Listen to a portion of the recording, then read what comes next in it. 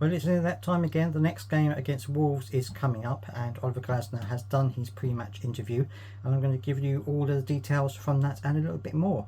My name is Stephen Dawes. This is Palace to the Core. Don't forget to subscribe for all the latest news, views and reviews for Crystal Palace, and let's get into it. So, in terms of injury situation, he said he was very pleased. No one has picked up any injuries after the Manchester United game, which is fantastic. Always good to know that.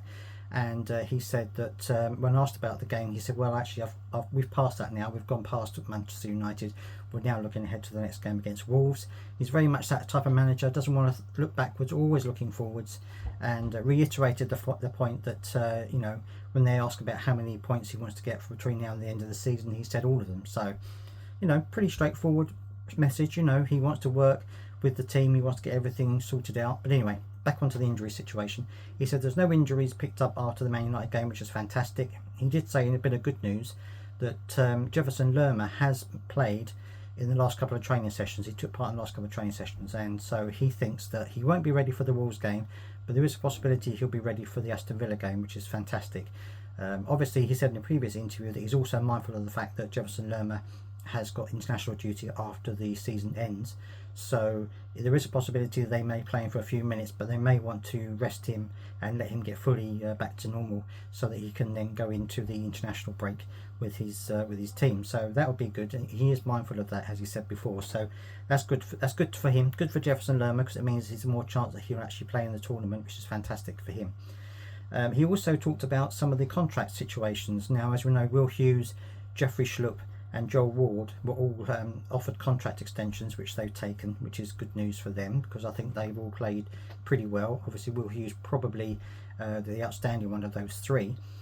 He did say, however, that there were a couple of players who have not had their contracts renewed and will be leaving, and that is Giro Riedewald and also James Tomkins. Now, I think it's probably time, certainly for James Tomkins to leave.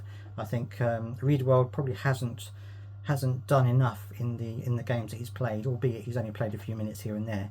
I don't think that he's done enough to you know, show Oliver Glasner that he's part of the squad. And as Oliver Glasner said, you know, he said there's two positions in the middle and they've got 6 players. So he says we don't need all of those players, you know, when you've only got 2 positions. So they have to be very careful. Obviously, with players coming in and players leaving, he wants to make sure he's got a good balance to the squad. So those 2 players have gone. He says it's nothing to do with their character, nothing to do with them as people.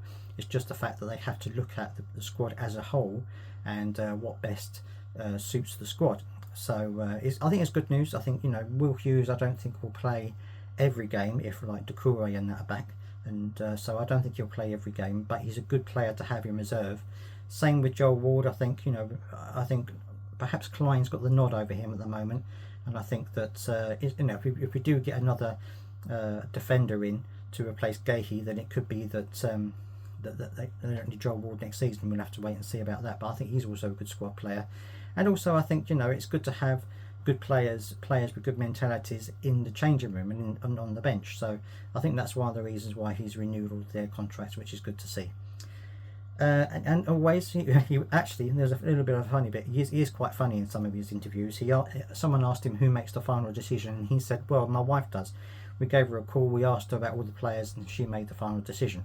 Of course she didn't, but so a little bit of a joke there. But, you know, he said that the decision is made between him and the director of football and Steve Parish, and all of that kind of thing going on. So he said, you know, it's just a balance of opinions and what we need for the squad. That's how they've made their decisions, and I trust him. I think that if he wants to keep those 3 and get rid of those 2, that's probably the best way to go about it. Obviously, he wasn't broached on the subject of Dougie Freedman.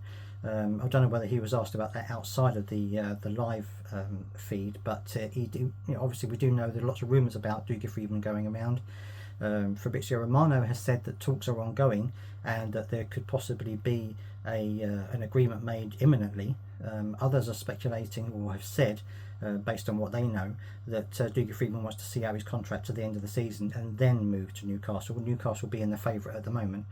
And yeah, it would be a shame if we lose Dougie. I think that you know, a lot of people are saying that he should have gone a while ago, but I think some of his decisions that he's made about players coming in have been very good.